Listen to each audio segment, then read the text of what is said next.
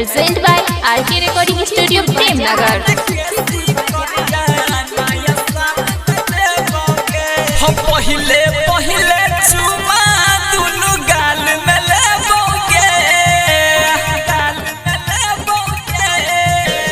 पहिले पहिले चुमा दुनु गाल में लेबोगे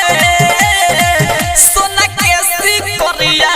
नया साल में देबोगे कोने जा सोना केसी करिया नया साल में देबोगे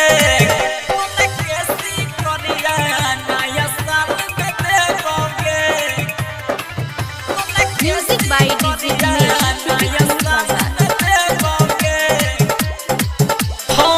साल भर से सोचने रहियो बनबे हमारा रानी देखिए इतिहास में रहतो अपन कहानी साल भर से सोचने रहियो बनबे हमारा रानी देखिए इतिहास में रहतो अपन कहानी कर छियो वादा कोनो हाल में आइबोगे पहिले पहिले चुमा दुनु गाल में लेबोगे सोना केसी करिया नया साल में देबोगे कोने जा सोना केसी करिया नया साल में देबोगे